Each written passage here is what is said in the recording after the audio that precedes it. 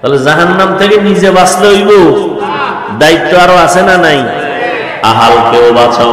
আব্বা জান, আপনিও নামাজ পড়েন, সন্তানেরও নামাজের দাওয়াত দেন। আপনি রোজা রাখেন, সন্তানেরও দাওয়াত দেন। আপনি গান শুনেন না, সন্তানকেও শুনতে দিয়েন না। আপনি গান শুনেন না ঠিক, সন্তানের অ্যান্ড্রয়েড টাচ মোবাইল কিনে দিছেন, ও সারা রাত গানের মধ্যে গানের তার লাগা, এরপরে গান শুনে শুনে শুনে শুনে রাত কাটায়। ওর চেহারাটা নষ্ট হয়ে গেছে, এখন নেশার ভিতরে পড়ে গেছে। ওরে মদের নেশা, জুয়ার নেশা, ইয়াবার নেশার থেকে বড় চরিত্র বিধ্বংসী নেশা হলো মোবাইলের নেশা। ওগো নবীর উম্মতেরা হয়ে আজি দিশাহারা, কোরআন হাদিসে চলো যখন যাহা চায় মনে, নবী বিনে কে তরবে পুলসিরাত মিজানে, নবী বিনে কে তরবে পুলসিরাত মিজানে। জাহান্নাম থেকে বাঁচতে হলে আল্লাহ বলেছেন 4 গুণ অর্জন করো, সময়টারে কাজে লাগাও। এজন্য আল্লাহ আসরের শপথ করে বলেছেন, আসরের শপথ। আসরের এক অর্থ হলো সময়, সময়ের শপথ। সময়টারে কাজে লাগাও। এই দুনিয়ায় যারা সময়টারে মূল্যায়ন করেছে তারা দামি হয়ে গেছে। আখিরাতের লাইনে যারা সময়টারে কাজে লাগাইছে তাদের সুনাম, দুনিয়ার লাইনেও যারা সময়টারে মূল্যায়ন করছে তারাও দামি হয়েছে। 11 মাস ব্যবসায়ী ব্যবসা করে লাভ নাই, 11 মাসে যত লাভ হয়েছে তার থেকে দ্বিগুণ লাভ হয়েছে শুধু রমাজানে। ঠিক নেই?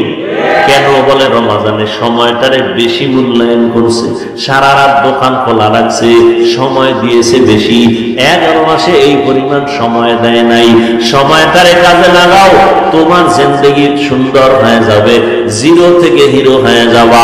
দুনিয়ার লাইনে যত দামি দামি মানুষ দেখো, এরা কিন্তু সময়টারে কাজে লাগাইছে। সময়টারে মূল্যায়ন করার কারণে বড় ইঞ্জিনিয়ার হয়েছে। সময়টা অপচয় নষ্ট করে নাই, সময়টারে কাজে লাগাইয়া লেখাপড়া করছে, এজন্য আজ প্রফেসর হয়েছে।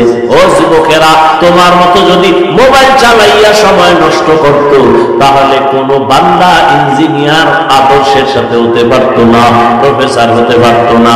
যাদের ইংরেজি বই লেখা পড়িয়া তুমি এখন ইংলিশে কথা বলো, ওই বইটা তো আর একজনে লেখছে, খোঁজ নিয়ে দেখো ওই বান্দা সময়টারে কত কাজে লাগাবার কারণে তার দাম বেড়েছে।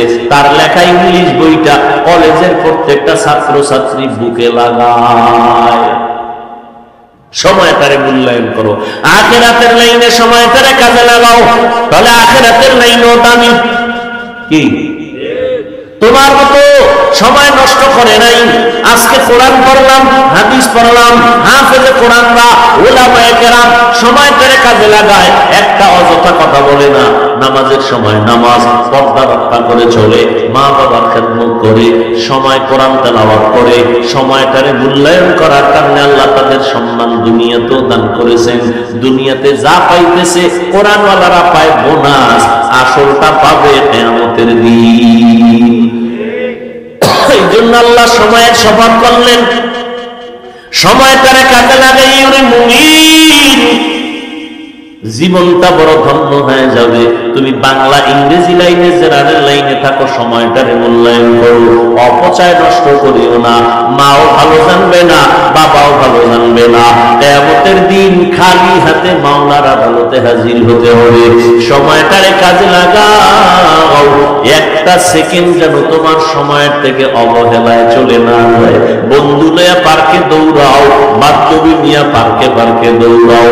ওরে বাবা, এখন তুমি ঘুরতে যাও না, এখন তো তোমার ঘোরার সময় না। তুমি লেখাপড়া কইরা সম্মানের চেয়ারে বসো, তোমার টাকা দিয়া ঘোরা লাগবে না, আল্লাহ ভিন্ন মাখলুকাতের টাকা দিয়া তোমারে ঘুরাইবে। কি আল্লাহ পারে না? তুমি এখন তোমার টাকা দিয়ে যে যাও সিফা সাফায়, কেউ চিনে? আর সম্মান অর্জন করো, লেখাপড়া করো, ইঞ্জিনিয়ার হও, ডাক্তার হও, তোমাকে বাংলাদেশের মানুষ মাথায় লয়ে নাচবে। কি এরকম সম্মানিত ডাক্তার নাই? তোমার মতো গাঁজা খায়, ইয়াবা ট্যাবলেট খায়, বিদেশ পর্যন্ত আমার দেশের ডাক্তারকে হায়ার করে নিয়ে যায়, আছে না নাই? তুমি ওই লাইনের ডাক্তার হও, তোমাকে তো মাওলানা হওয়া লাগবে এটা তো বলি নাই, হুজুর হইতে হইবে এটা তো বলি নাই, কওমি মাদ্রাসায় পড়া লাগবে এটা তো বলি নাই, তাবলীগ করতেই হবে না হয় জাহান্নামে যাওয়া এটা তো বলি নাই। তুমি ডাক্তার হও, আদর্শ ডাক্তার হও, আদর্শ ইঞ্জিনিয়ার হও, আদর্শ প্রফেসর হও, আদর্শ ব্যবসায়ী হও, আদর্শ চাকরিজীবী হও। আদর্শ আদর্শ আদর্শ মানে পৃথিবীতে শ্রেষ্ঠ আদর্শ একজন আর রহমতুল্লিল আলামিন। এছাড়া কারো আদর্শ নিলে তোমার কপাল শান্তি নেই। রহমতের নবীর আদর্শ নেও, জীবন ধন্য। ডাক্তার হইয়াও তুমি ধন্য, ইঞ্জিনিয়ার হলেও তুমি ধন্য। রসুলের আদর্শ লালন করো, মরে গেল তুমি অমর হয়ে থাকবা। এখনো সময় আছে, তওবা করো। চোখের সামনে কত যুবকের লাশ, ঘুমের বিছানায় লাশ, গাড়ির নিচে যুবকের লাশ, পানির নিচে যুবকের লাশ। কয়দিন আর দুনিয়াতে বাঁচবারে বাবা? চোখের সামনে কত যুবক কবরের বাসিন্দা হয়ে গেল, কেউ তার নাম নেয় না। সুনাম অর্জন করতে যদি চাও, শরীরটা সুস্থ রাখো, চরিত্রটা ভালো রাখো। এই শরীরটাও সুস্থ রাখতে হলে, চরিত্র ভালো রাখতে হলে মোবাইলের থেকে নিজেরে বাঁচাও। মোবাইল তোমার শরীরটাও নষ্ট করে, চরিত্রও নষ্ট করে। তোমার বয়স মাত্র 25 থেকে 30, অথচ 40 পর্যন্ত তোমার চেহারার উজ্জ্বলতা নষ্ট হবে না। মাত্র 25 থেকে 30-এর মধ্যে তোমার চেহারা কার্টুন কার্টুন ভাব, ঠিক নেই? তোমার চোখে ব্যথা, মাথা ব্যথা, বুকে ব্যথা, হাত দুর্বল, কিডনি দুর্বল, মোবাইলের কারণে মাথা ব্যথা বেড়ে গেছে, চোখের পাওয়ার কমে গেছে, লেখাপড়ায় মন বসে না, পড়তে গেলে মাথা চক্কর লাগায়। আমার কিছু দেশের যুবকেরা মোবাইল চালাইতে চালাইতে চালাইতে তো এখন ল্যাংটা পাগল হয়ে রাস্তায় ঘুরে। নাই? আয়নার সামনে দাঁড়ায় দেখিস তো তোর চেহারাটা কেমন লাগে। তোমার চেহারা দিয়ে তাকাইলে মায়া লাগে না কেন? যেই পরিমাণ আকাম করো ওটা চেহারায় ভেসে উঠে। যাদের কলমের চক্ষু খোলা, এরা তাকাইলেই বলতে পারবে তুই রাত্রে কি অপরাধ করেছিস। ও যুবক বাবা, এখনো সময় আছে। এই চেহারায় পৃথিবীর কোন মেডিসিন লাগাইলে কোনদিন উজ্জ্বলতা বাড়বে না, সুন্দর হবে না। হ্যাঁ, একটা মেডিসিন যদি ব্যবহার করতে পারো, আল্লাহর কসম চেহারা আগের মতো উজ্জ্বল হয়ে যাবে। সেটা হলো গুনাহ ছাড়ো, আবার নেক আমল করো। তওবার মাধ্যমে গুনাহ ছেড়ে দাও। খাঁটি তওবা করো যে মরিয়া গেলে আর নামাজ ছাড়বো না, বেপরদায় চলবো না। আর একটা বড় তওবা হলো জীবনে কারো বদদোয়া নিব না। এটা একটা বড় পুঁজি। কারো বদদোয়া, মা বাবার বদদোয়া নিবি না, তাহলে শেষ। শিক্ষকের বদদোয়া নিবি না, তো কপাল শেষ। মরার আগে মরিয়া থাকবি, মরার আগে মরবি মানে রুহু থাকবে, দেহ থাকবে না।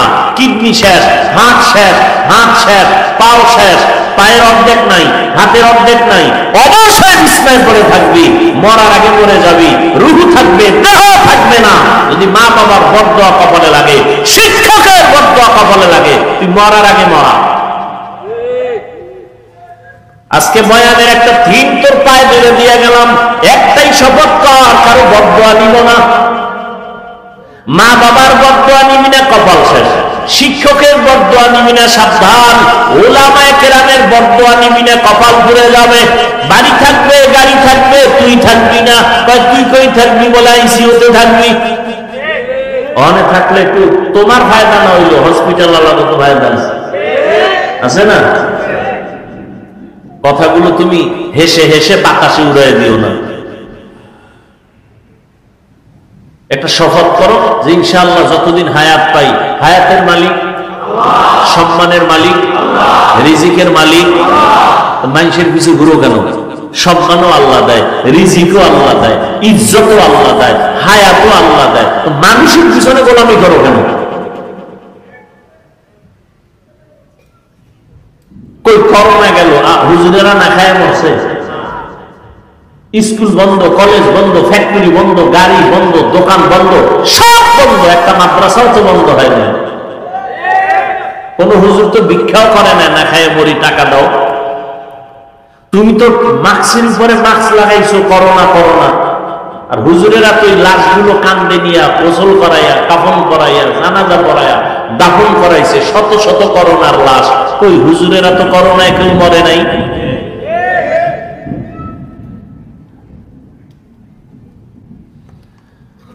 কারো বর্তমান নিয়ে না, একটা শপথ করে যাও অন্তরে অন্তরে আল্লাহকে বলো, আল্লাহ আমি আজকে একটা শপথ করে নিলাম, আমি কারো বদদোয়া নেওয়ার মতো কাজ করব না। যদি নিয়ে থাকি আজকে গিয়া ক্ষমা চাও। ওস্তাদের সাথে বেয়াদবি যদি করে থাকো ক্ষমা নাও। হুজুর আমারে মাফ করে দেন, স্যার আমাকে মাফ করে দেন। একটা অক্ষরও যদি তোমাকে শিখায় তার সাথে জীবনে বেয়াদবি করবা না। যদি করিয়াও থাকো তাড়াতাড়ি মাফ চাইয়া নিও। মা বাবারে কষ্ট দিয়া থাকলে ক্ষমা চাইও। আলেম ওলামাদের বিরোধিতা যদি করিয়া থাকো আমার আল্লাহর আরশে আজিম কেঁপে উঠবে। যদি গোপনে কিছু করিয়াও থাকো গোপনে ওই আলেমের কাছে যেয়ে ক্ষমা চাইও। কারণ কিছু বান্দাদের বদদোয়া করা লাগে না, অন্তরে কষ্ট আসাটাই বড় বদদোয়া। জীবনে কত নামাজ ছাড়লাম, কত বেপরদায় চললাম, কত গুনাহ করলাম, আজকে থেকে তওবা করে নিলাম। মরিয়া গেলে যাব আর নামাজ ছাড়বো না, আর দাড়ি কাটবো না, মা বাবার সাথে বেয়াদবি করবো না, মুরব্বী উলামায়ে কেরাম শিক্ষক যারা তাদের সাথে কোনোদিন বেয়াদবি করবো না, আর কোনোদিন নবীর তরিকার বাইরে চলবো না।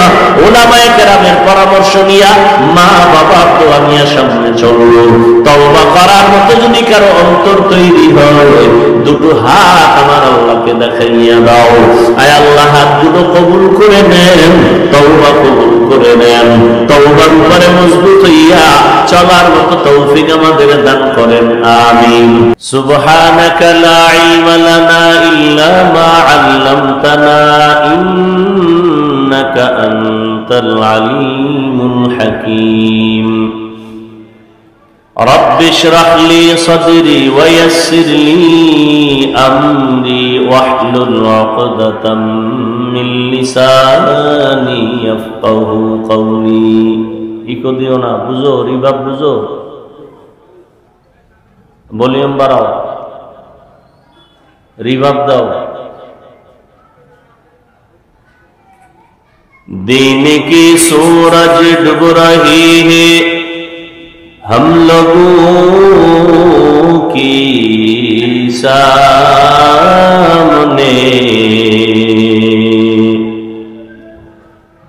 दिन की सूरज डूब रही है हम लोगों की सामने।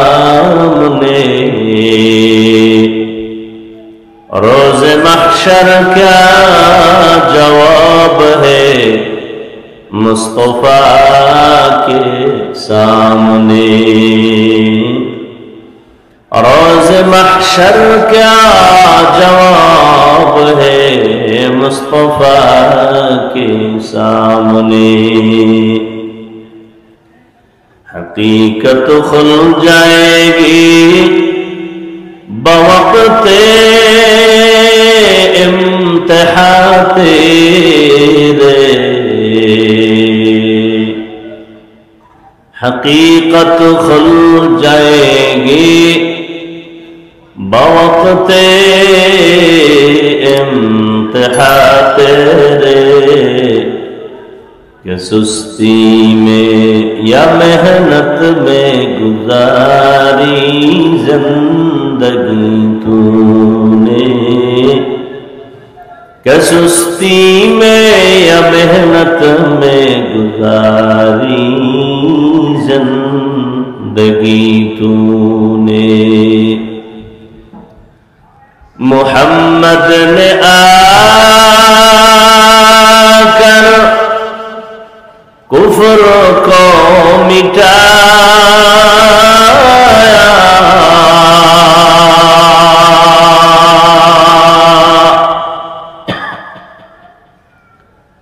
मोहम्मद ने आकर कुफर को मिटाया,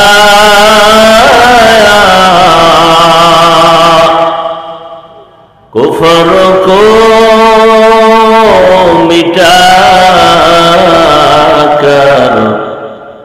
सदाकत बताया, कुफर को मिटाकर सदाकत बताया। ला इलाहा इल्लल्लाह,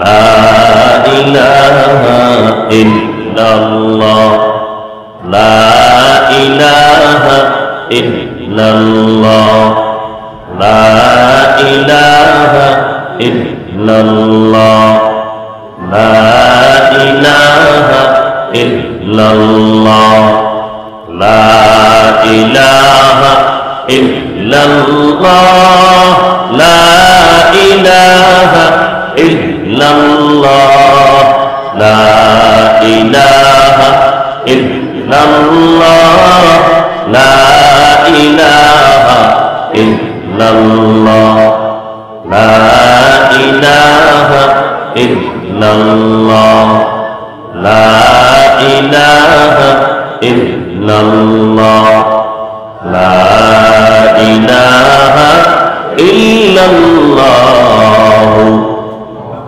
मुहम्मदुर রাসূলুল্লাহ।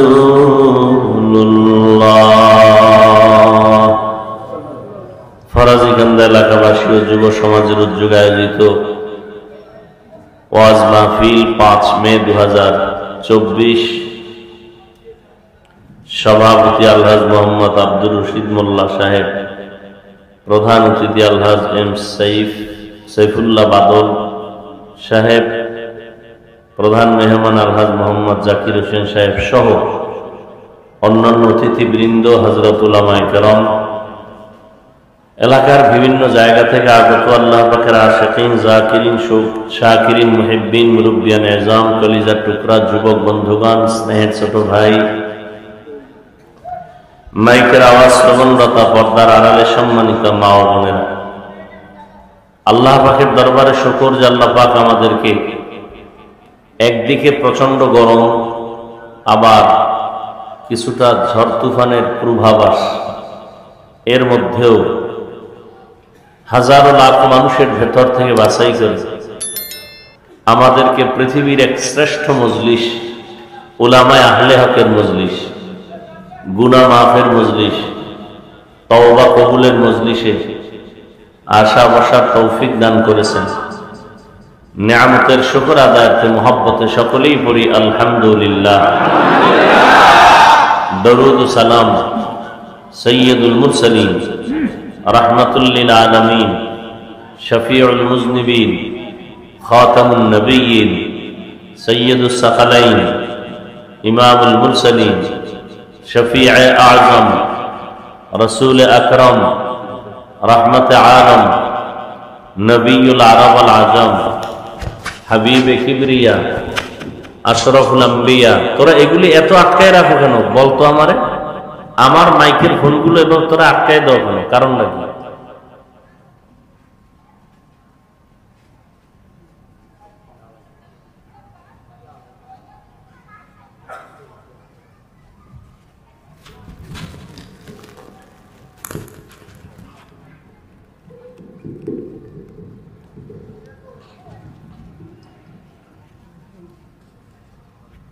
আল্লাহ সর্বোপরি শুকর যাদের আয়োজনে আজকের এই সুন্দর মাহফিল, সময় পরামর্শ অর্থ দিয়ে দোয়া করে উপস্থিত হয়ে মাইক, লাইট, প্যান্ডেলের ব্যবস্থাপনার মাধ্যমে সহযোগিতার হাত বাড়িয়েছেন, প্রত্যেককেই আল্লাহ পাক খিদমতের বরকতে দুনিয়াতে শান্তি, পরকালে চিরমুক্তির ব্যবস্থা করে দিন। পুরাটা পড়েন আল্লাহুম্মা আতান আছে, আল্লাহুম্মা আমিন। কি হবে? আমিন এটাও না, আমিন তাও না, আমিন। আর পুরাটা কি আল্লাহুম্মা, এরপরে কি আল্লাহুম্মা, আমিনও না, আল্লাহুম্মা এক শব্দ, আমিন।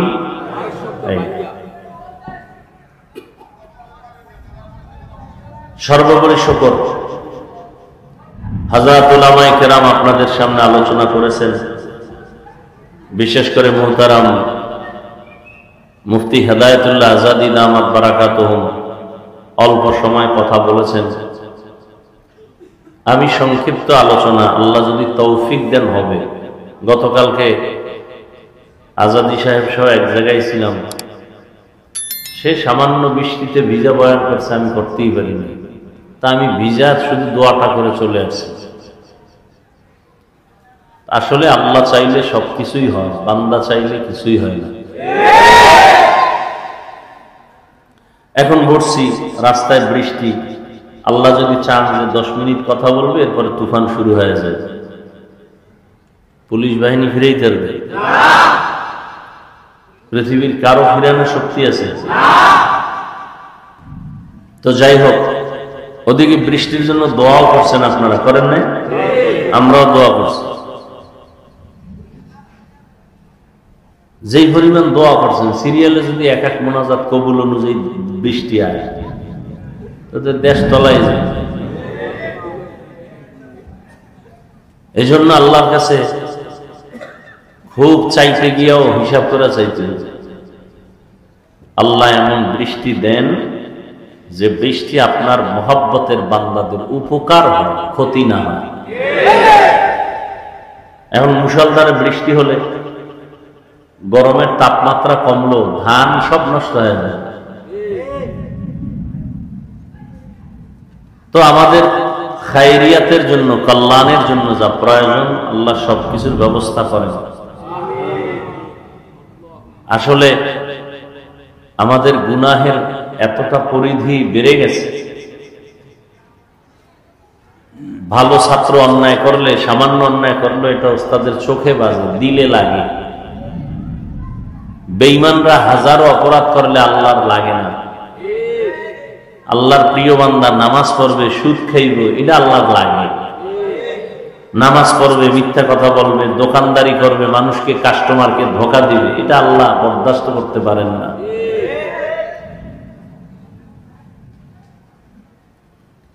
আমাদের গুনার ফল আর কিছুই নেই। আল্লাহ আমাদের গুনাহ থেকে চির মুক্তির ব্যবস্থা করে দেন। গুনাহের প্রতি আল্লাহ ঘৃণা জমায় দেন।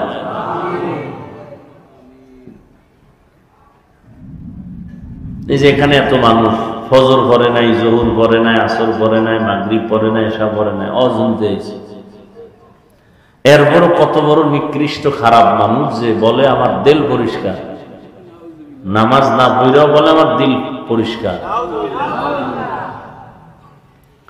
বরকতের রমাজান চলে গেল, বহু আশেক এই প্যান্ডেলে আছে, রোজা রাখে নাই। আবার অনেকে রোজা রাখছে, তারাবি পড়ে নাই। আবার অনেকে তারাবি করছে, পুরাটা পড়ে নাই। পুরাটা পড়ে নাই কেন? আমি মুহাম্মদের মানি, ওমরে ফারুকরে মানি না। কি আবেগ! হুজুর আপনার খুব মহব্বত করি, কিন্তু আপনার ছেলেকে না। নবীকে মহব্বত করি, নবীর কলিজার টুকরা ওমরে ফারুককে মহব্বত করি না। আল্লাহকে মহব্বত করি, আল্লাহর বন্ধুদেরকে মহব্বত করি না। না, আল হুব্বু ফিল্লাহ ওয়াল বুগযু ফিল্লাহ। কাউকে মহব্বত করব আল্লাহর জন্য, কাউকে দুশমন মনে করব, তাও কার জন্য? আল্লাহর জন্য মহব্বত মানি।